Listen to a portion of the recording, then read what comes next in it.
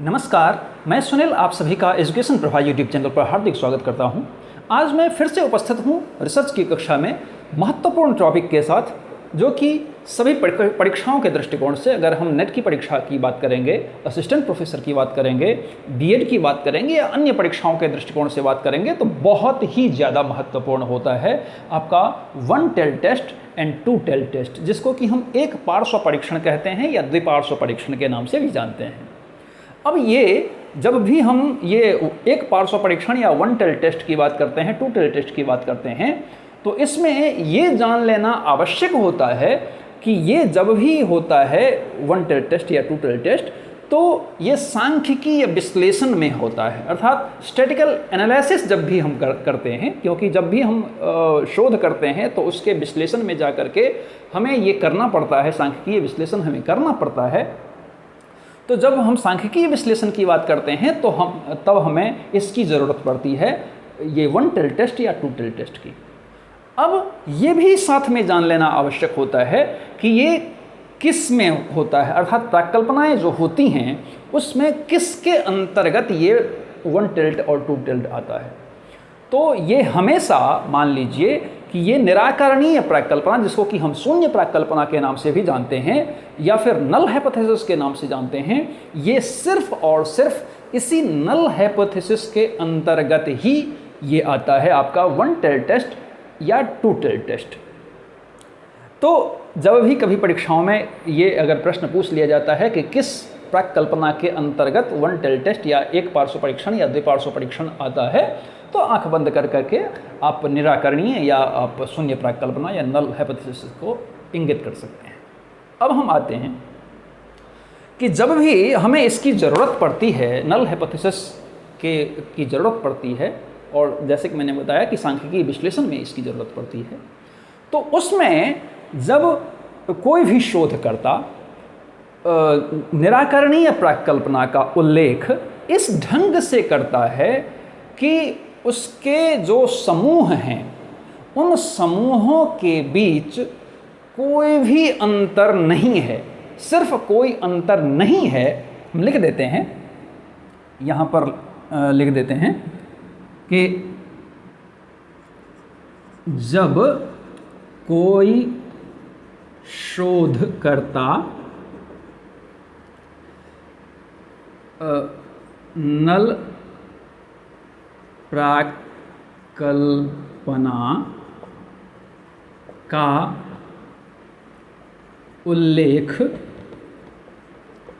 इस ढंग से करता है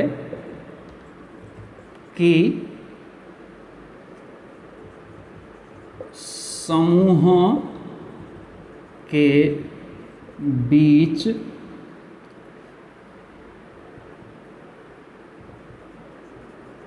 सिर्फ कोई अंतर नहीं है, तो उससे द्विपार्श्व परीक्षण इसको टू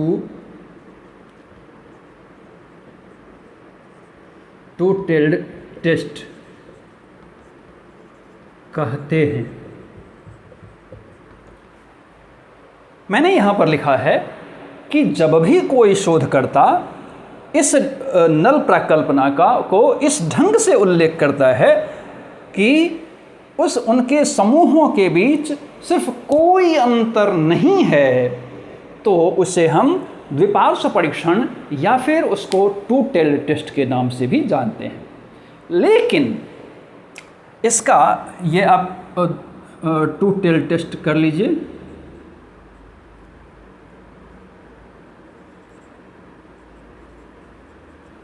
इसकी परिभाषा हो गई है।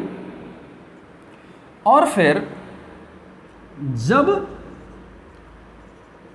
कोई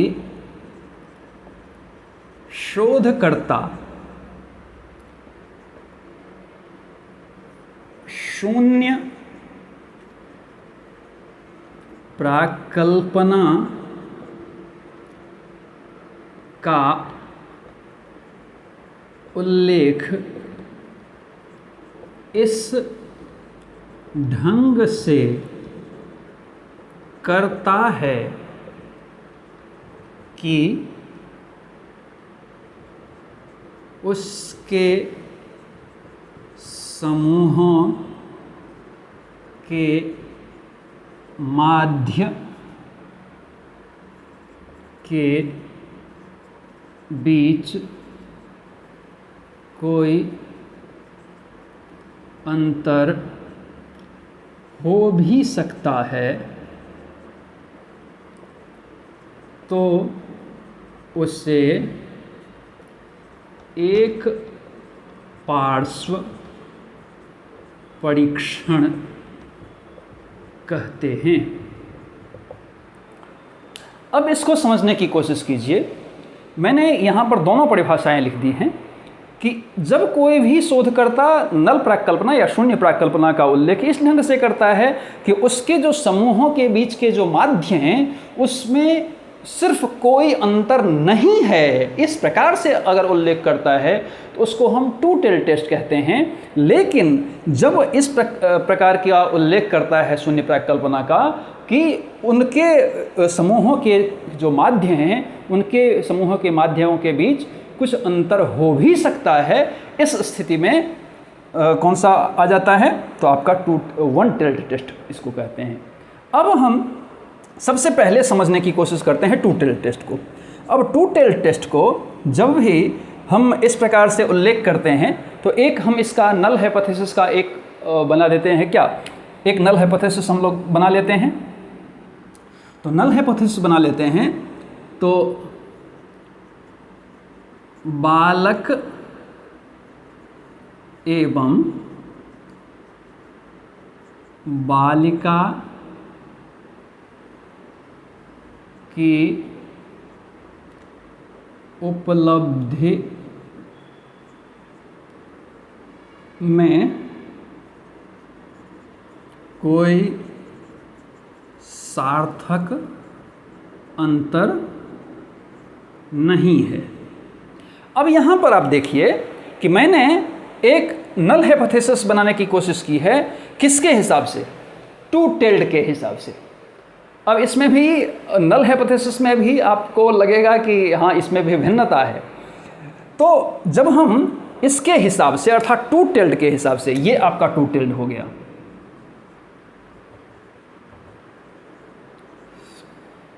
ये दोनों हैं।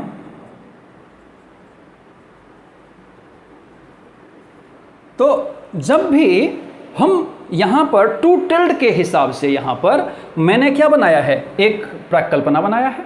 अब प्राक्कल्पना बनाया है, इसमें आप देखेंगे कि कोई भी सार्थक अंतर नहीं है, सिर्फ मैंने ये बताने की कोशिश की है। एक शोधकर्ता जब ये बताने की कोशिश करता है कि सिर्फ कोई अंतर नहीं है, तो यहाँ पर देखिए कि उपलब्धि में कोई भी सार्थक अंतर नहीं है, तो यहाँ पर ये टू टेल्ड टेस्ट का आपका उदाहरण होगा। अब जब हम इस नल प्राक्कल्पना को बना लिए तो यहाँ पर इसका जो शोध प्राक्कल्पना होगा वो क्या होगा कि उसके बीच अंतर है, ऐसा वो दर्शाएगा, तब उसका वो शोध प्राक्कल्पना होगा।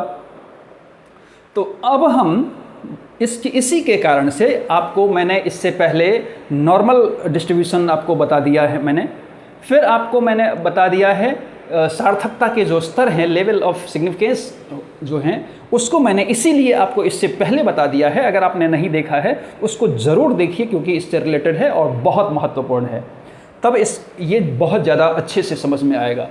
इसीलिए मैंने इसको पहले बता दिया। तो नॉर्मल कर्व जो मैंने बताया है, नॉर्मल डिस्ट्रीब्यूशन जो मैंने बताया है, और सार्थकता के स्तर दोनों इसमें काम आएंगे। अब यहाँ पर समझने की कोशिश करते हैं। सबसे पहले हम आते हैं किस में, तो आपका ये 0.5 पर मैंने आपको बताया था कि सार्थकता के दो स्तर होते हैं, 0.01, 0.02, 0.01 और 0.05। तो 0.05 के हिसाब से हम यहाँ पर देखने की कोशिश करते हैं। अब यहाँ पर नॉर्मल कर्व डिस्ट्रीब्यूशन इस प्रकार से होता है, मैंने आपको बताया था। अगर आप देखेंगे या देख लिए होंगे तो आपको समझ में आएगा, नहीं देखेंगे तो उसको देख लीजिएगा। तो यहाँ पर जब नॉर्मल कर्व डिस्ट्रीब्यूशन होता है तो यहाँ पर ये जो आपका लकीर है बीच में, ये आपको क्या इंगित करता है कि ये एकदम से बीच में है। तो जब बीच में है तो दोनों तरफ जो एरिया है वो क्या है, बिल्कुल बराबर है। तो जब दोनों तरफ एरिया बराबर है, यहाँ पर भी तो यही कह रहा है कि कोई भी सार्थक अंतर नहीं है। तो जब यहाँ पर कोई भी अंतर नहीं है तो दोनों तरफ इक्वल होगा। तो जब यहाँ पर दोनों तरफ इक्वल होगा तो हम किस में आते हैं, एक मैंने बताया था कि 0.01, 0.05, हम अभी 0.05% के हिसाब से देखते हैं। तो 0.05 के हिसाब से अगर देखते हैं, मैंने आपको बताया था कि ये इसको 0.05 को क्या मान लेते हैं, 5% मान लेते हैं।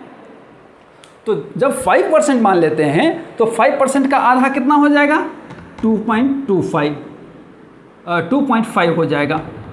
तो जब 2.5 हो जाएगा तो जब हम दोनों तरफ इक्वल की बात करते हैं, तो यहाँ पर 5 का आधा कितना हो गया, 2.5 हो गया।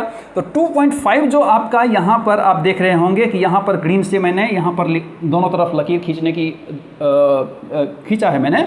तो यहाँ पर भी जो एरिया है वो 2.5 है और यहाँ पर भी जो एरिया है वो क्या है, 2.5 है। इसको आप देखेंगे कि और 0.25, अर्थात चूंकि यहाँ पर हम क्या लिखते हैं, 0.05 लिखते हैं, तो इसको हम अगर यहाँ पर 25 दूना 50 अगर इस प्रकार से पॉइंट में हिसाब से अगर देखेंगे तो इसका यही आता है। तो इसमें और लिख सकते हैं कि 2.5% और 0.25%, इस प्रकार से। तो इसका जो रिजेक्शन एरिया है, रिजेक्शन एरिया को यहाँ पर, हालांकि आप देखे होंगे कि प्रसामान्य कर्व जो मैंने बताया था, नॉर्मल डिस्ट्रीब्यूशन की जो बात हुई थी, इसमें यहाँ पर कभी भी सटता नहीं है, लेकिन यहाँ पर हमें रिजेक्शन एरिया को बताना है, दिखाना है, समझाना है। इसीलिए यहाँ पर मैंने क्या किया है, दोनों को साथ में जोड़ दिया है। जब यहाँ पर भी 2.5 है, यहाँ पर भी 2.5 है, रिजेक्शन एरिया इसको कहते हैं। तो जब दोनों तरफ रिजेक्शन एरिया कितना है, 2.5 है, तो कुल मिलाकर के कितना हो गया, 5% हो गया। तो 5% आपका रिजेक्शन एरिया है। अब 5% जब रिजेक्शन एरिया है तो 95% क्या होगा, आपका एक्सेप्टेंस एरिया होगा, क्योंकि रिजेक्शन एरिया में आपका 5% आया है दोनों तरफ कुल मिलाकर के। तो उसका जो एक्सेप्टेंस एरिया होगा वो कितना होगा, तो 95% होगा। तो 95%, तो इस तरफ भी आप देखेंगे कि इस तरफ भी 47.5% है और यहाँ पर भी 47.5% है।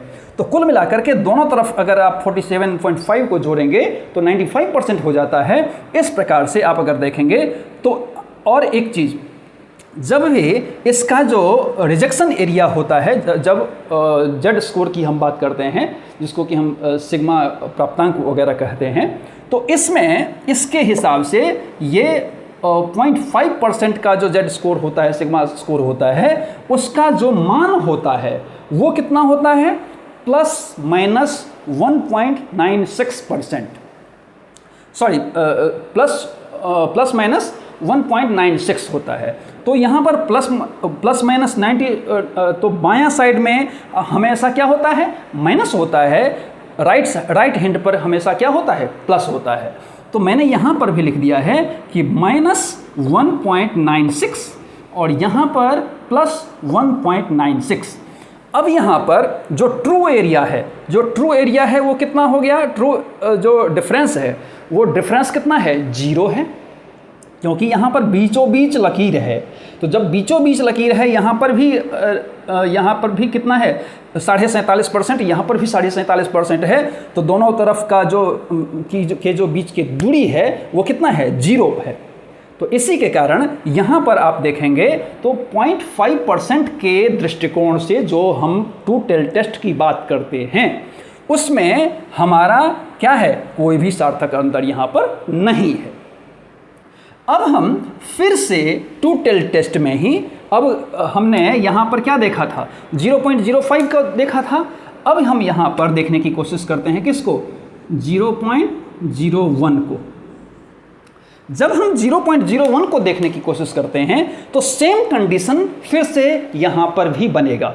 कंडीशन यहाँ पर ये था कि यहाँ पर 5% के हिसाब से होता था, यहाँ पर 1% के हिसाब से होगा, क्योंकि मैंने आपको बताया है, आप जब इसको देखेंगे, इसकी पिछली वीडियो को देखेंगे लेवल ऑफ सिग्निफिकेंस को, तो उसमें आपको सारा क्लियर हो जाएगा, क्योंकि उसको सारा बताना अभी संभव नहीं है। तो 0.01 को हम क्या मान लेते हैं, 1% मान लेते हैं। जब हम 1% मान लेते हैं तो यहाँ पर जो रिजेक्शन एरिया होगा, वो रिजेक्शन एरिया कितना होगा, 1% ही होगा ना, यहाँ पर 95% तो नहीं होगा। तो जब 95% नहीं होगा, 1% होगा, तो 1% को हम ऐसा तो कह सकते हैं कि 0.5%, तो 0.5%, 0.5%, 1% हो गया। इसको हम दूसरे शब्दों में ये भी कह सकते हैं कि 0.005%। तो जब 0.005% को अगर हम दोगुना करेंगे तो वो कितना होगा, 0.05% होगा, सॉरी, तो 0.1% होगा जब हम दोनों को दोगुना करेंगे। तो अगर 0.005 को अगर हम दोगुना करेंगे तो कितना होगा, वो 1.01% हो जाएगा। तो हम इसको दोनों कह सकते हैं। तो अब जब हम इसको आधे की बात करते हैं, क्योंकि टू टेल टेस्ट है, तो टू टेल टेस्ट में मैंने बताया कि सिर्फ कोई अंतर नहीं है, इस प्रकार से हम नल कल्पना बनाते हैं। तो यहाँ पर आप देखेंगे कि जो रिजेक्शन एरिया है दोनों तरफ है, अब दोनों तरफ है तो दोनों तरफ बराबर होगा, निश्चित रूप से बराबर होगा। जब दोनों तरफ बराबर है तो यहाँ पर जो रिजेक्शन एरिया है वो 0.5% है, जिसका कि सिग्मा प्राप्तांक या जेड स्कोर जो होता है उसका जो मान होता है वो कितना होता है, +-2.58%, 2.58 होता है, परसेंट नहीं कह सकते उसको, तो 2.58 होता है। तो यहाँ पर मैंने फिर से बताया है कि बाएं साइड में माइनस होता है, दाएं साइड में प्लस होता है, इसीलिए मैंने यहाँ पर इसका जो रिजेक्शन एरिया है 0.01% का जो रिजेक्शन एरिया होगा वो कितना होगा, -2.58 होगा। और यहाँ पर राइट हैंड पर क्या होगा कि +2.58 होगा। अब हम इसका देखेंगे कि चूंकि यहाँ पर जो एक्सेप्टेंस एरिया होगा वो कितना होगा, 99% होगा, 99% होगा। तो जब क्योंकि यहाँ पर 1% ही यहाँ पर दोनों साइड में वितरित हुआ है, तो जब मतलब रिजेक्शन हुआ है, जो अस्वीकृत एरिया हम कह सकते हैं, अस्वीकृत, जिसको हम अस्वीकृत कह सकते हैं कि अस्वीकृत यहाँ पर इतना है। उसी प्रकार से अस्वीकृत एरिया जो यहाँ पर होगा वो कितना होगा, 1% का दोनों तरफ का भाग होगा। तो जब 1% का दोनों तरफ भाग होगा तो कुल मिलाकर के जब 100 में से 1 घटा देते हैं तो 99 बचता है। तो जो हमारा टोटल एक्सेप्टेंस एरिया होगा वो कितना होगा, तो 99% होगा। जब हम 99% को दो भागों में वितरित करते हैं या बंटवारा कर देते हैं तो वो कितना होता है, 49.5%, फिर से अगेन 49.5%। अब चूंकि यहाँ पर मैंने नॉर्मल डिस्ट्रीब्यूशन में मैंने बताया था कि यहाँ पर जो लकीर आती है वो बीचों बीच आती है, तो इसमें दोनों तरफ बराबर का हिस्सा होगा। तो अब 99% को जब हम दोनों तरफ दो टुकड़े कर दिए तो 49.5% ही होगा। तो यहाँ पर एक्सेप्टेंस एरिया कितना हो गया, टोटल कुल मिलाकर के 99% हो गया दोनों मिलाकर के। अब हमारा यहाँ पर जो ट्रू डिफरेंस होगा वो ट्रू डिफरेंस कितना होगा, 0% होगा।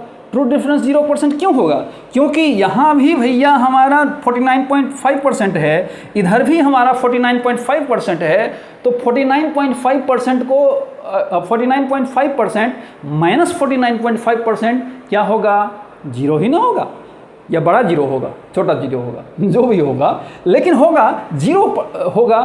तो यहाँ पर इसलिए ट्रू डिफरेंस जो होगा यहाँ पर वो 0%। इसी प्रकार से अब 1% अर्थात 0.01 लेवल पर अगर हम बात करेंगे तो यहाँ पर जो हमारा एक्सेप्टेंस एरिया हो गया है वो कितना है, 99% है। वहीं पर इस स्तर पर जो 0.05% के स्तर पर अगर हम देखेंगे तो यहाँ पर एक्सेप्टेंस एरिया कितना है, 95% है।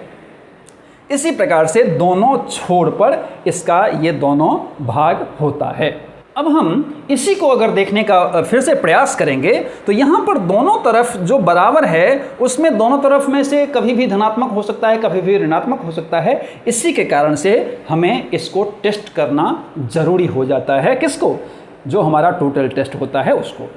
अब हम आते हैं किस पर, यहाँ पर एक पार्श्व परीक्षण, जिसको कि हम वन टेल टेस्ट कहते हैं। अगर आप इसको समझ गए हैं तो आप 1 मिनट के अंदर एक पार्श्व परीक्षण को भी समझ जाएंगे।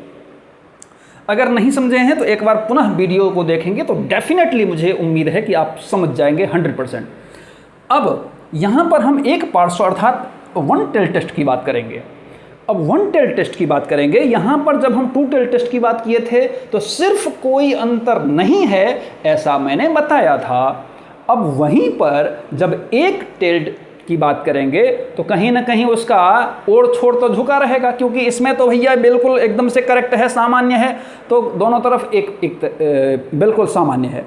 लेकिन जब हम वन टेल टेस्ट की बात करेंगे तो वहाँ पर, अब यहाँ पर ये टू टेल टेस्ट है, तो यहाँ पर टू टेल टेस्ट है तो इसका जो तराजू है, ये तराजू का पलड़ा बिल्कुल दोनों तरफ क्या है, बराबर है। लेकिन जब हम वन टेल टेस्ट की बात करेंगे तो या तो ऐसे हो सकता है या फिर ऐसे हो सकता है। आप कभी भी बाजार में सामान लेने गए हैं? जरूर गए होंगे।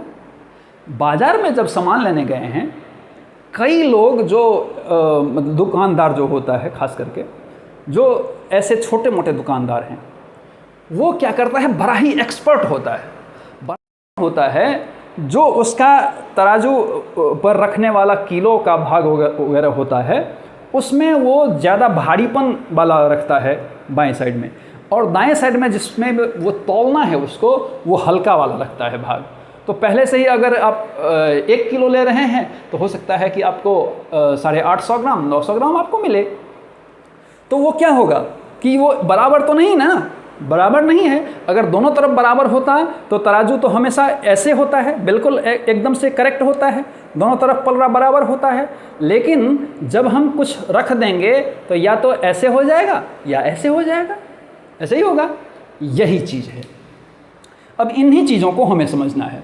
तो जब हम यहाँ पर देखे थे कि बालक एवं बालिका की उपलब्धि में कोई सार्थक अंतर नहीं है, ये दोनों में एकदम से इक्वल बताया था।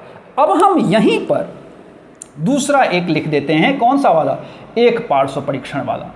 तो इसमें जब हम ऐसा लिखेंगे तो यहाँ पर हम क्या लिख सकते हैं, बालक की उपलब्धि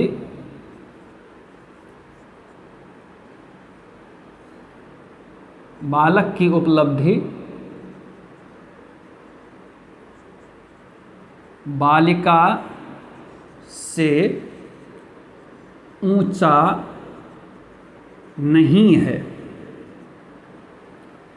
या दूसरा जब हम लिखेंगे तो बालक की उपलब्धि बालिका से नीचा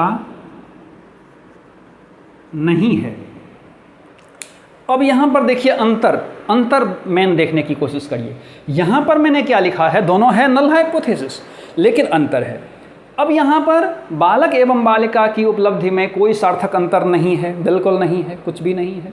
अब यहाँ पर आप देख रहे हैं कि बालक की उपलब्धि बालिका से ऊंचा नहीं है, और दूसरे में मैंने लिखा है कि बालक की उपलब्धि बालिका से नीचा नहीं है। एक तरफ हमें पॉजिटिव की तरफ इशारा कर रहा है, एक तरफ हमें निगेटिव की तरफ इशारा कर रहा है। अब या तो इसके ऊपरी छोर पर क्या हो सकता है, एक्सेप्टेंस एरिया या रिजेक्शन एरिया हो सकता है, या फिर इसके निचले छोर पर रिजेक्शन एरिया हो सकता है। क्योंकि मैंने अभी बताया था कि जब ये बिल्कुल बराबर है तो ठीक है, अगर ऐसा हो जाएगा तो इस तरफ दिक्कत है, अगर ऐसा हो जाएगा इस तरफ दिक्कत है। तो उसी प्रकार से यहाँ पर बालिका की उपलब्धि बालिका से ऊंचा नहीं है, एक तरफा हमें इशारा कर रहा है वही नल हाइपोथेसिस, लेकिन इशारा हमें दूसरी तरफ से कर रहा है। फिर यहीं पर बालिका की उपलब्धि बालिका से नीचा नहीं है, ये हमें ऋणात्मक पक्ष को दर्शा रहा है। तो यही चीज़ फिर से सारी चीज़ें वहीं पर वही अप्लाई होंगी, लेकिन इसमें ये हम टेस्ट करने की आवश्यकता रखते हैं कि ये इसका जो छोर है वो एक्सेप्टेंस एरिया किधर है, या फिर इसका रिजेक्शन एरिया किधर है। सॉरी, रिजेक्शन एरिया इसका चाहे ऊपरी छोर पर हो सकता है, निचली छोर पर हो सकता है, अगर ऊंचा होगा तो ऊपरी छोर पर, निचला होगा तो निचली छोर पर हो सकता है। तो इस प्रकार से हम 1 टेल टेस्ट और 2 टेल टेस्ट की बात करते हैं, और मुझे लगता है कि 1 टेल टेस्ट और 2 टेल टेस्ट आप बेहतर ढंग से जाने होंगे।